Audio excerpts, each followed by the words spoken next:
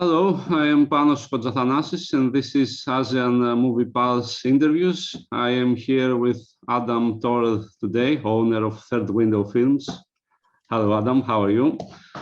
Thank you for having me on, and I apologize for this chaotic room here. I don't know how to do this mosaic thing yet, and this is the only quiet space that I've got, and it's yes, it's my wife's room. Okay, it looks very Japanese, I can say that, but very colorful. Okay, yes, exactly. So to take things from the beginning, how does a man from the UK end up producing films in Japan? Well, I never really wanted to or thought about getting into production myself. I thought distribution, because there's so many films out there being produced and so many films that have been made that haven't been distributed. So I always wanted to focus solely on distribution. But you know, I've always been a fan of rapid eye movies. Stefan Hall is a guy who I admire more than I think anybody else in the industry, and I've always sort of modeled the way that I've worked upon the way that he has worked. Obviously, we do similar things with similar types of films. And he got into production with a small independent Japanese film called Underwater Love, which I helped distribute.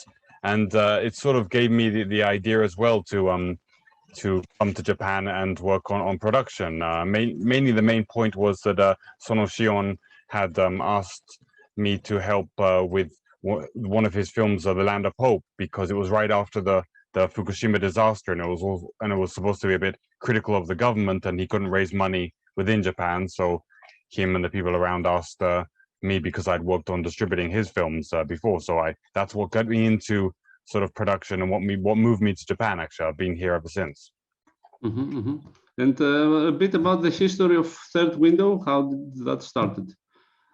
Third Window started actually around 2005, I believe, about 17 years ago now. I'd been living in the States, in America, for a while, and working at like cinemas and video shops. I was quite young, and obviously that bringing back the point about distribution, I was working in like video shops in America, and you know, wondering why so many films weren't being able to get out there, and you know, the concept of distribution became something I got really into at the time. I moved back to England in around 2003. I was probably about 20 years old or so. Yes, 20 years old. And I started interning for Tartan Films, because they were obviously one of the biggest distributors of Asian films in the world at the time, especially in the West.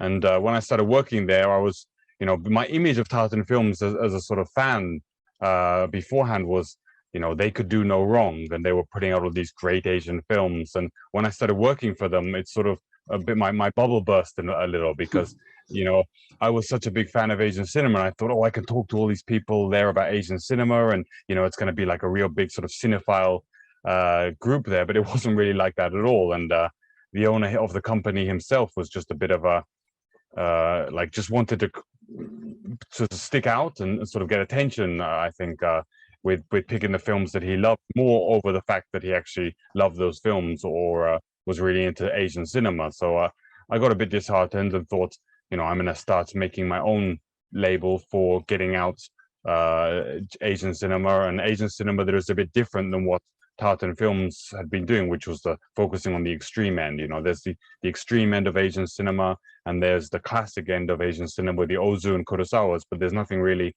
was in between in terms of distribution. So I started Third Window Films in 2005 by myself with that. Mm-hmm. And currently you focus almost exclusively to Japanese movies, but in the beginning of Third Windows, it was not like that. Your first releases were Korean movies, right?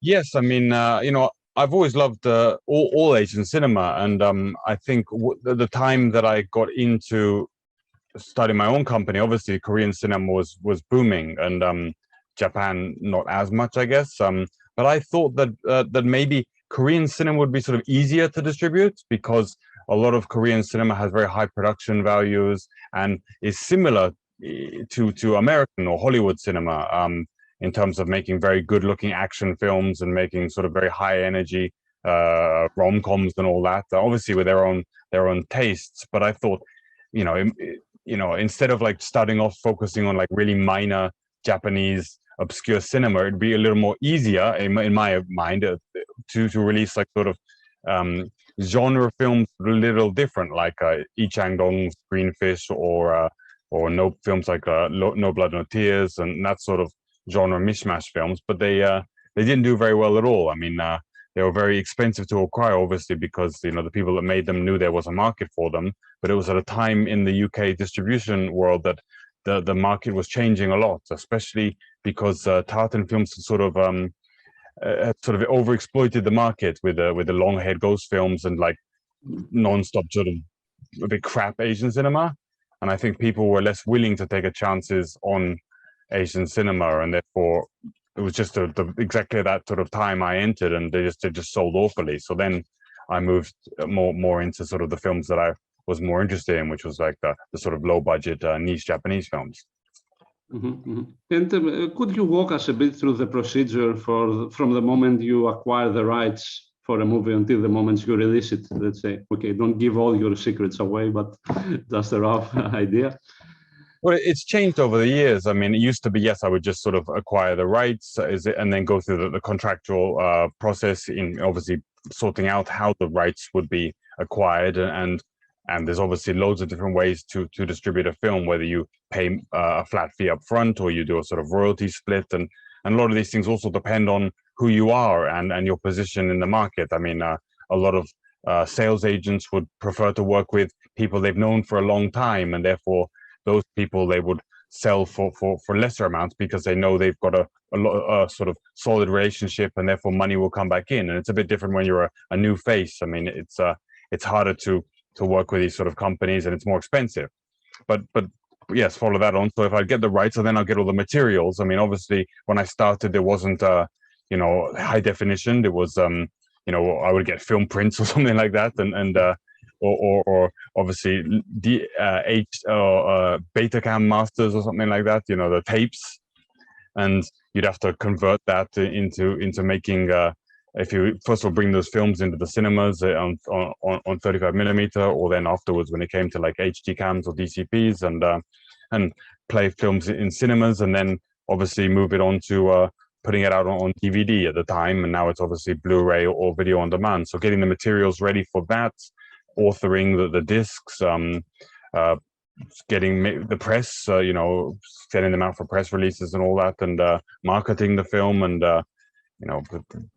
that's that sort of thing. I think there's probably a few more specifics that I could go into, but it would get a bit long and winded.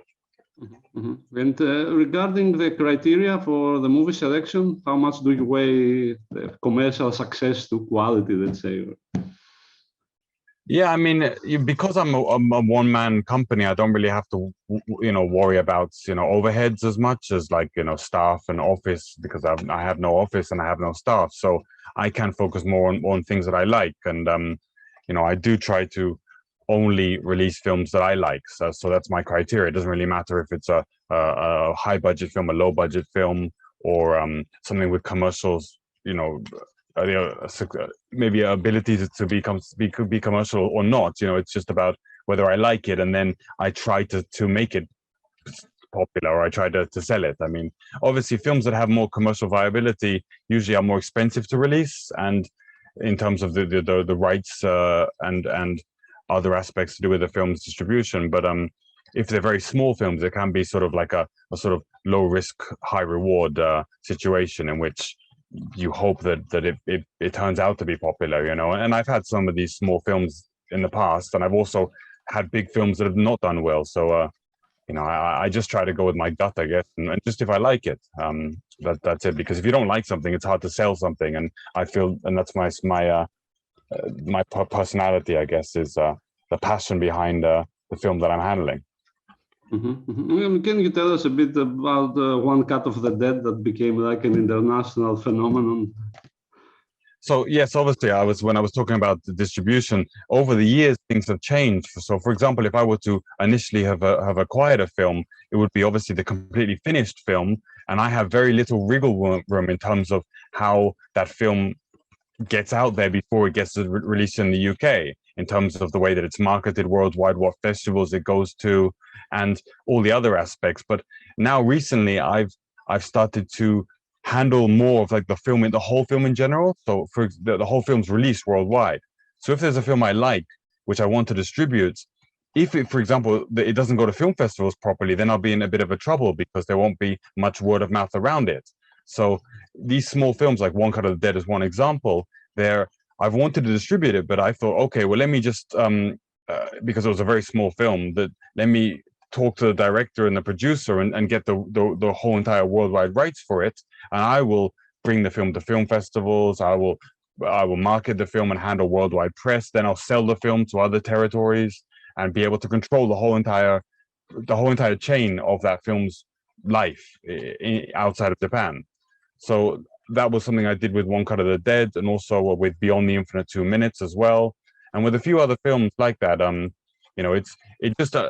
It allows me to, first of all, basically start promoting the film, from its very beginning, because I know that my release will be out there at the end, and in that time I can make it as big as possible, and therefore when it's finally released by me, people will be very interested in it, because a lot of the Japanese sales agents or producers or anybody, they're really poor with the international aspect of promoting their film. They're terrible about getting into film festivals. They've got this old-fashioned mind that like the only film festivals in the world are like Cannes and Venice, and if it doesn't go there, it's not worth it. And they charge exorbitant fees for a film festival to play the film. They charge crazy amounts for distributors, and sometimes distributors are very important because they have their own press and marketing machine, which can really help get the word of mouth of that film out. And if you don't carefully handle every aspect of this film's international circuit, then it can die, a film, very easily. So I think that with One Cut was something I really put so much effort into, getting what festivals would play it when, and what distributors would handle it, and even the poster design and everything, every aspect of it. I mean, more than the producer of the film, to be honest. I spent like 2 years working non-stop on that, and unfortunately unfortunately for me, the producer in Japan was the person who made all the money from its 30 million domestic box office, and I got none of that, even though I spent many more years, many more hours working on the film's promotion. So what are the most successful films commercially that you have released, and what were the biggest flops, let's say? Well, Confessions, a lot of the Nakashima Tetsuya films are really popular, especially Kamikaze Girls, more than Memories of Matsuko.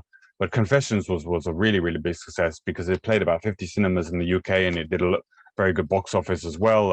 It was sold to television, obviously, and for Blu-ray and DVD sales are very strong. Love Exposure as well was another big success, one that continues to sell to this day, at least a certain number of dozens of copies every couple of weeks or so. It's a very consistent seller.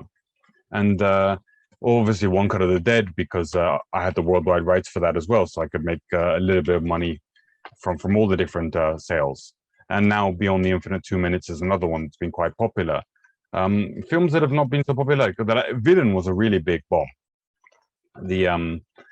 That was a bit of a bad timing, because if I remember correctly, it was supposed to release just during when the riots happened in the UK about I think it was about 10 years ago, and they burnt down like the Sony warehouses, and there was a really bad riots around the time, and that obviously sort of killed the release. But I've lost a lot of money on that, because I expected it to be a lot bigger, because I liked it a lot, and I think it had a quite of a chance of a big success. But I think maybe I watched that film too much with the mind of a Japanese, or somebody who watches a lot of Japanese films, and it's a lot more melodramatic than I think Western or especially English people like, and it didn't really click with me. But those films that obviously that have been bigger have usually done worse for me, like the films that you'd expect to have a larger success, like the studio films, like that was a Toho film, and the tiny little films like One Cut of the Dead and Beyond the Infinite 2 Minutes, and these sorts of small, sort of quirky films have always been best for me, and that's why I should always stick with these small films. It's less stress as well. And how important do you think is the fact that you are in Japan? Because the rest of the companies that release Asian movies are not there.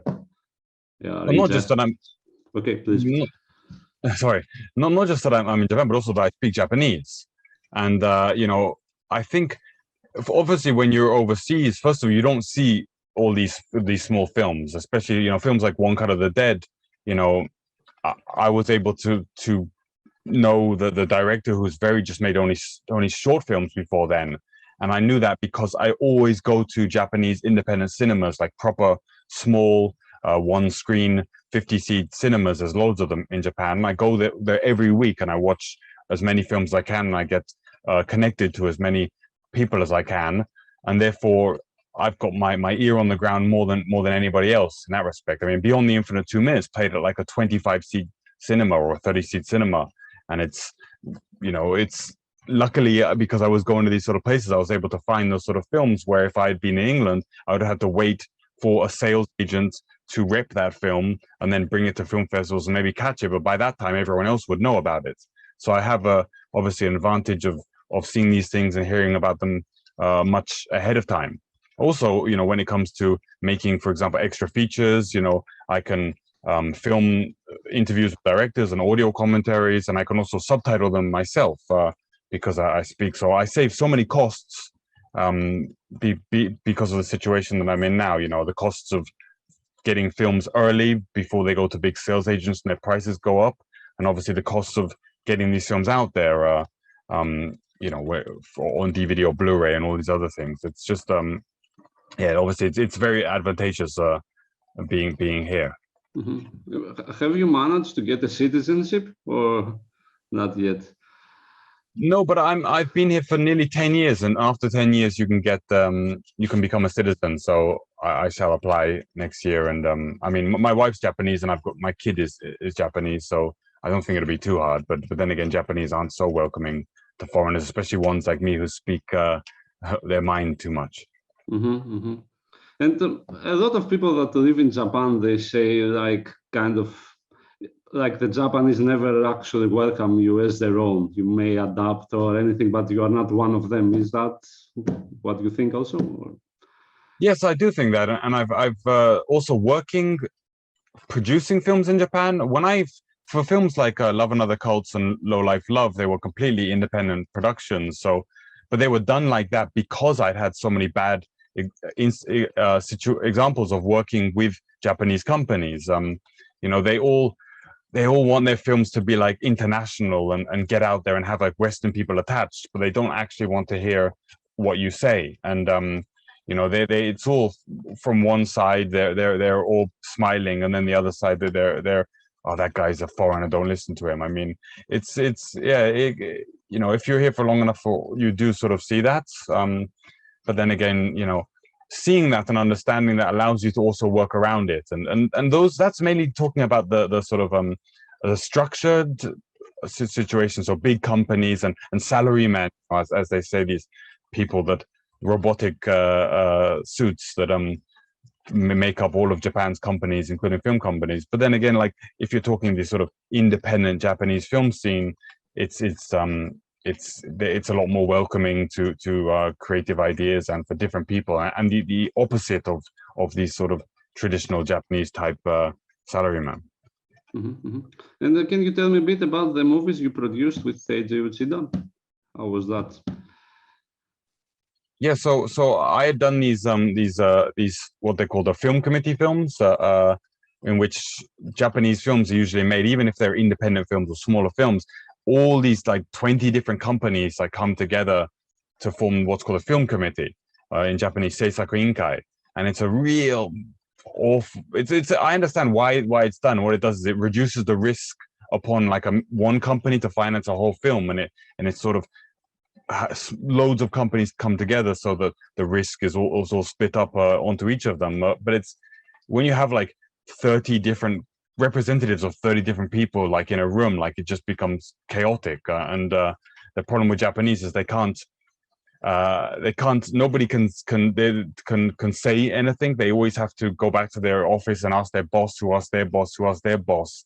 And you have this situation where it's really insane. But it takes like a month to do anything. Like just to change the color of a website takes about a month.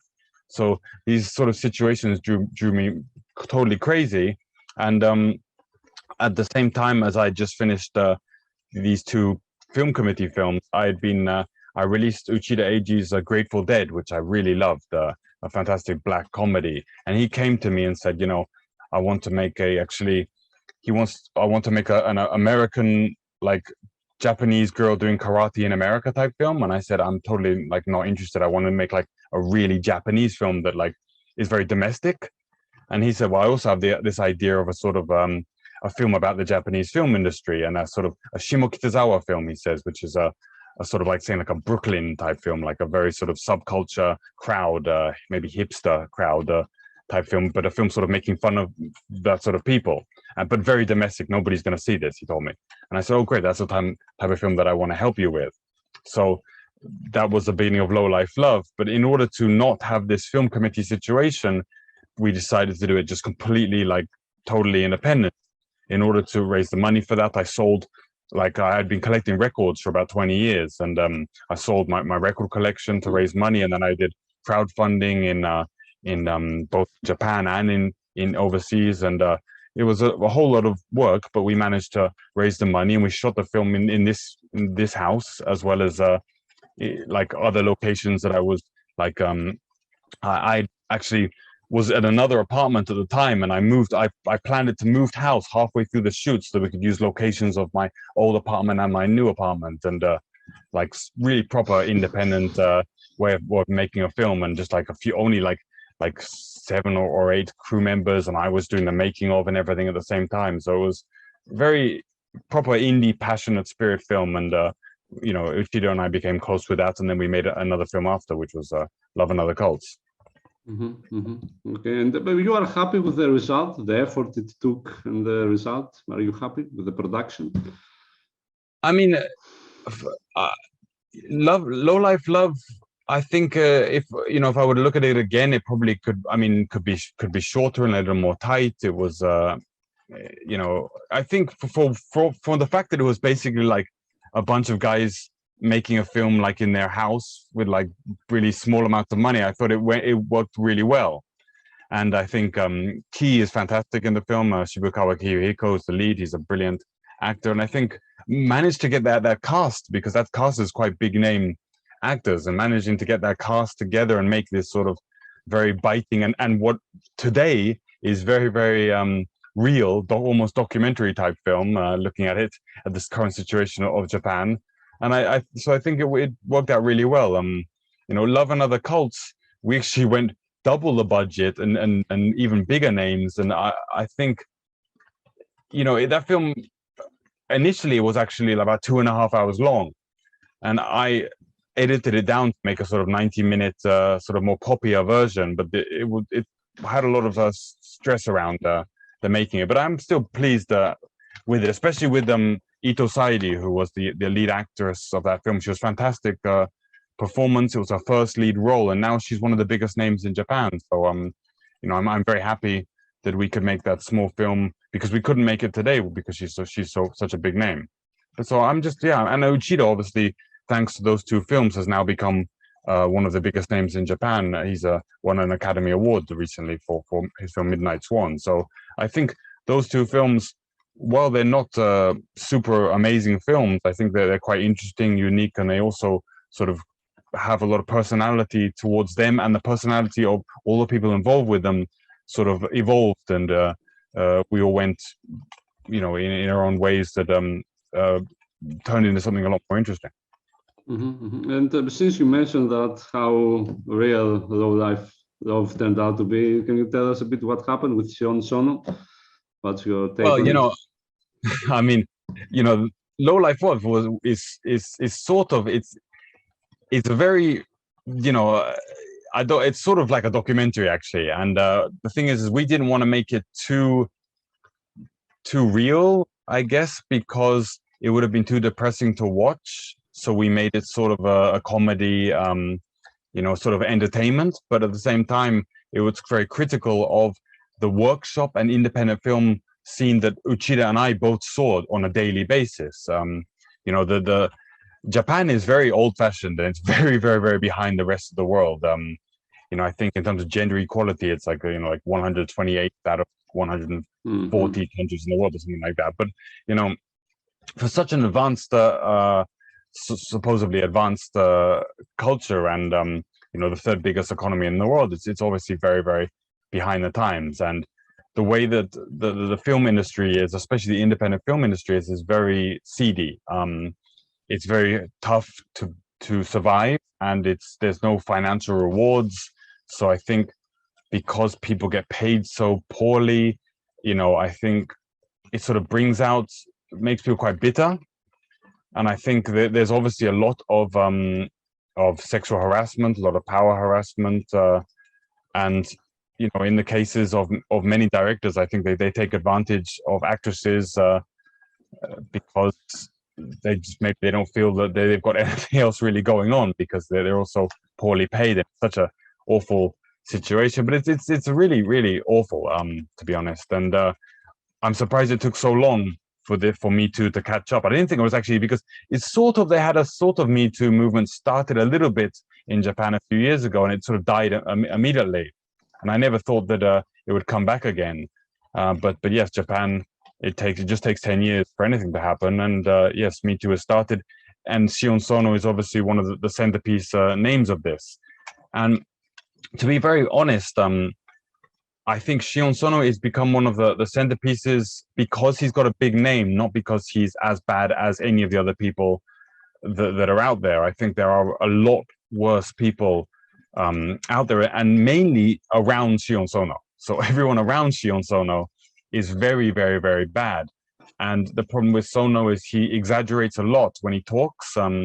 He's always sort of, yeah, I did this and this and this and this. He's a bit like a child, to be honest. And I think that's what got him into trouble. But so I think also at the same time that he's 60, and I think every single Japanese man from the Showa generation who's of that age has done sexual harassment in the workplace for many of the years, because that's just what Japan is. So but obviously Shion Sono is a big name, and he's been singled out.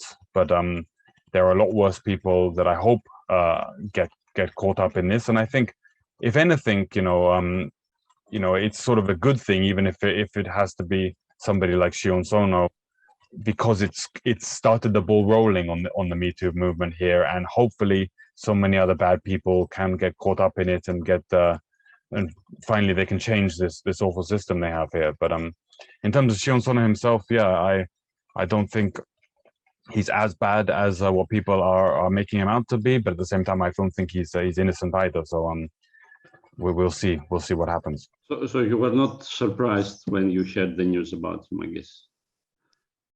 I was, you know, yeah, I'm not surprised, because I think one main thing, as I said, is if you look at from the eyes of today, in today's term, at anybody in Japan of a certain age, then they have all done sexual harassment. You know, it's just quite common here, I mean, unfortunately.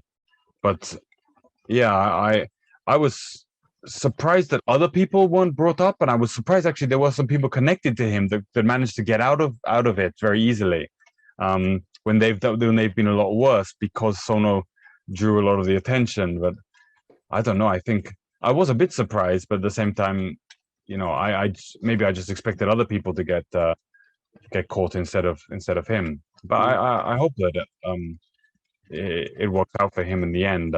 You know, he's not. I don't feel from the 10 years that I've known him quite well, I don't think that he's a bad person. But I don't think at the same time that in his 60 years of, especially in his 30 years of in this industry, that he hasn't done something that could be considered bad in today's eyes. Mm-hmm. So what about Hideo Sakaki? This is the second. He's really bad. He's really bad. I mean, I'm surprised that that he's not arrested, to be honest. From he's a really, really bad guy, and he's so bad that I knew actually managers of actresses who said that, like, they always had to be next to their actress at all times because they were scared that she might get attacked by him. I mean, like, and this is something. This is not new. This is something that has been sort of common knowledge for many years. So yeah, he's quite bad. I mean, Kinoshita Hoka, I think I'm not so sure about him, but it's surprising because he's in Lowlife Love, and he was one of the people that got caught up in this Me Too movement. I mean, I don't know him so well, so I can't really comment. But like I said, I think many men in the industry, especially of a certain age, have done probably something wrong in their time. And truth be told, I think you are one of the very few, or even the only one, who are so vocal about these issues in the Japanese movie industry. Aren't you afraid what we will do to you working in that industry? I mean, no, because these issues right now in Japan are a very hot topic. I think everybody's talking about them, to be honest. I mean, maybe I'm not defending Shion Sono, but maybe I'm trying to give a different perspective because Shion Sono and I are quite close friends. So from all the time that I've known him, I've only seen these things, and I've seen that he exaggerates a lot, and I think that's gotten him into trouble. And but I know that he's had relationships with many actresses. I mean, in fact, it's common knowledge that Mitsushima Hikari and him were dating for a long time, and then obviously his current wife was an actress before. So, but there's always that gray line of, should a director date an actress? But I don't think that Sono himself has never been sort of like he's not a rapist. I would never think that. But people like Sasaki Hideo, I do think are rapists, to be honest. But yeah, we're talking about being vocal about it. Maybe it's just there aren't many Westerners who know this side of it. I mean, obviously we made Lowlife Love, and we see this stuff all the time. But there's probably less people out there. I think maybe the people, like, if they're critics or reporters, they know it from a different side, as in they're researching into it. But from us, we've unfortunately been in this awful Japanese film industry. But I'm glad, that people like Uchida Eiji, who is a very, very, very serious and very sensitive person, we were able to make this film like Lowlife Love because he's really anti that sort of this sexual harassment, and is really against those bad directors. And it's he's a fantastic person. Yeah, I actually also meant that you have been also vocal in the past about these committee films and how international promotion works in Japan. I meant also in that aspect. Has anything of that caused problems for you? Yeah, that's got loads of problems for me, for sure.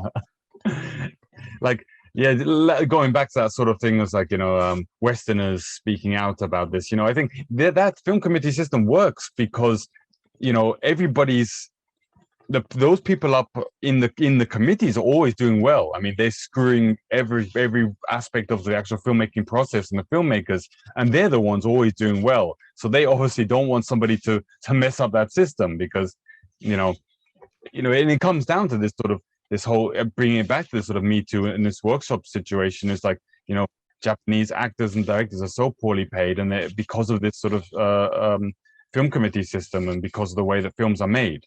I think, and also because of Japanese salaryman, they just don't understand any aspect of filmmaking or creativity or these sorts of things. So yeah, it's a really awful situation, the film committee, but it won't change, I don't think, because there's no reason for it to change for the people that are making these film committees.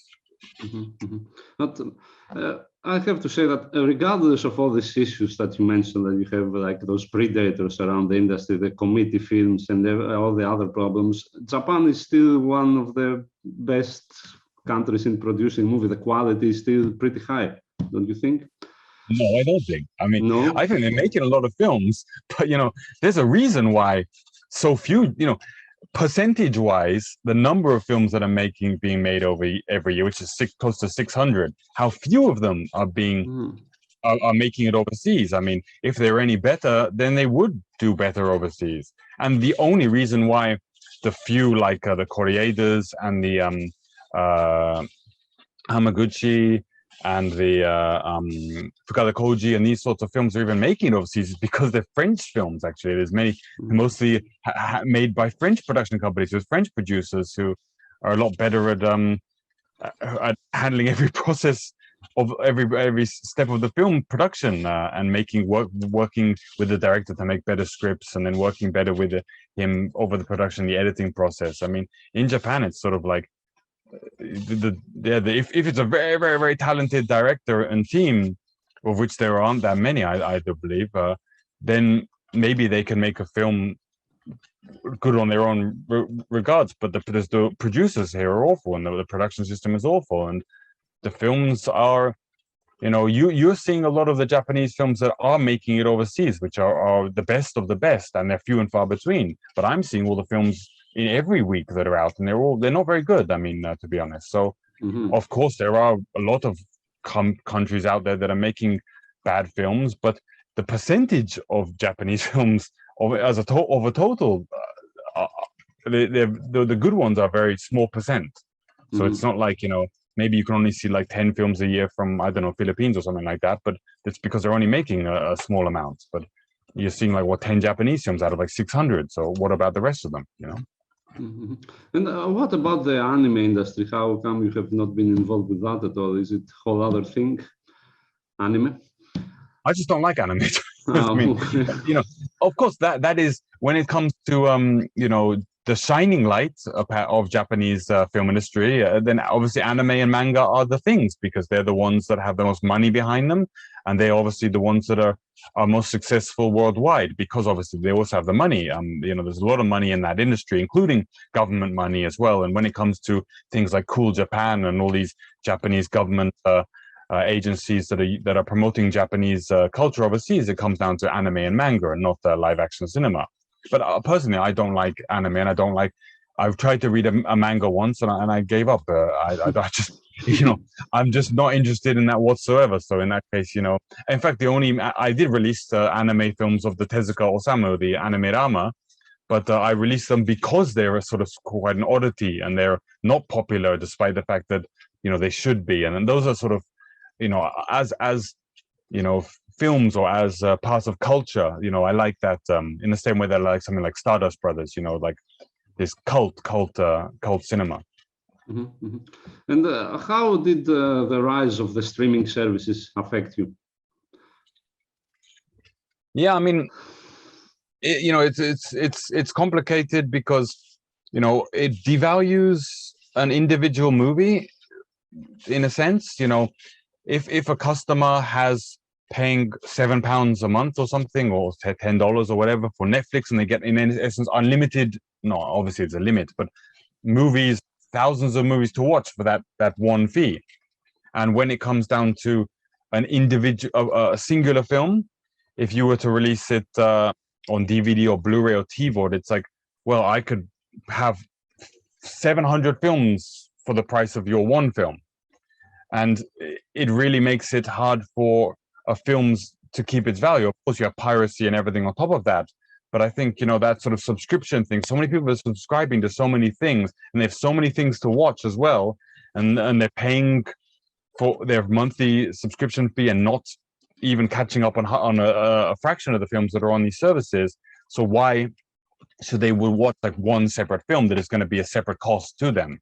So it does make it very hard to release singular films in that respect, and especially films that people don't know about. It used to be that you could maybe have more of a chance of getting a film that nobody knew about, because, like I said, people weren't having these subscriptions or these Netflixes and such, and they would take a chance on a smaller film they didn't know about as much. And nowadays, you sort of have to release a film that everybody knows about in like a special collector's edition, or nobody's going to want to buy the Blu-ray. And for TVOD, as in rental, online rental for one time, people don't want to spend like £3 to rent something, because for them that's half the cost of a subscription to thousands of films. So it does make it very hard to, especially handle smaller films or unknown films, when you have to sort of. And I guess that's why so many companies like Arrow and all these other even niche distributors that are focusing on a more of sort of a cult or art house audience are releasing like films that have been released before. I mean, all the Arrow collector's editions of whatever giallo or something like that, or even a Japanese cinema. They're all films that everybody knows about. I mean, they're not like releasing films that nobody knows about because nobody wants to take a chance. Okay. And has Brexit affected your sales? I think you're shipping from the UK most of the time, right? Yeah, I mean, it has also because it's made it a pain for many, especially smaller retailers, like for somebody like the terracotta store or something, to ship to places like Europe, because you have all these extra costs and all this extra VAT charges, and then the customer on the other side may have to pay extra charges, which puts them off from buying the release, and you know, it has increased a lot of costs. It's been yeah. Also, you know, ever since the Sony warehouse that used to manufacture a lot of Blu-rays in England burned down during the riots that I mentioned before, you know, we're obviously having to manufacture this in Europe, and therefore increase all these extra other costs to do with Brexit and customs. And it's just well, Brexit has helped nobody. So I think if you ask anybody if they've been affected negatively by Brexit, I'm sure they'll give you the same answers. It's a stupid, idiotic, racist sort of racist situation, and yeah, it's screwed over everyone. It's an awful situation. And I guess the last question: what about the future? Third window, you? Yeah, I'm always sort of, what should I do? And this year and last year, I think I felt quite on a roll. I was releasing a lot of titles and I was feeling quite well. And then, you know, I'm not sure actually what to do for the next. I've got some stuff in the pipeline, but always trying to find new ways of getting around working with sales agents. So trying to find small films like One Cut of the Dead, or trying to get films directly from producers and remaster films. But it's so much red tape and dealing with, if any company comes in, a Japanese company comes in, it makes me stressed and pissed off, and then almost want to quit what I'm doing. So then I get a bit down and I go, you know, what to do next. And you know, the market is becoming more and more complicated every year and more stressful, and I don't know what to do. So you've caught me in a time when I'm a bit I'm a bit down, to be honest. But I've got some ideas about on some projects in the pipeline, and hopefully they work out, or if they don't, I don't know what to do. So I'm sort of living on a bit of a edge right now, but hopefully it can keep on going for at least another few years. But do you plan to produce more, or you're done with producing? Well, Barbara was a really stressful experience for me, and lost a lot of money. And yeah, I mean, that was obviously, unfortunately, a film committee, but it wasn't a film committee film when we started it, and that was the problem. It became a film committee film, and therefore it became very stressful at the end. So maybe if some other tiny little small film project comes up, and we can do something like a Lowlife Love, and just sort of shoot it all together and in a house, and you know, maybe that would be something I might be interested in. But you know, I had a kid last year, and I think you know, once you have a kid, I think you can't be so gung-ho with things, especially, you know, both economically and also, you know, the time, because, you know, Lowlife Love, during that time I was just not sleeping at all, and working just flat out day and night for like years. And you know, I can't do that now because I've got a crying baby in the next room, and you know, I need to sleep when I can. So I think all those things maybe make me think a little more about not doing sort of crazy projects. As much as crazy projects can be quite rewarding, I think you have to be a little more calm nowadays. Maybe you could find a way to include the baby in your next movie, and maybe that will. Wait, Shinichiro put his kid in One Cut of the Dead, and he always has some cute little YouTube videos of his kid making movies. Actually, they live just around the corner from me, so I run into them about 3 times a week when he takes his kid to the daycare. So, nice, bit off the topic, but yeah, maybe. But right now he's 1, so I think it's a bit too chaotic. Okay, I understand. All right, I guess that's it, Adam. Thank you very much for your time. Thank you for having me. Okay, this is Asian Movie Pulse Interviews. I'm Panos Kotzathanasis, and see you soon. Have a nice day. Bye.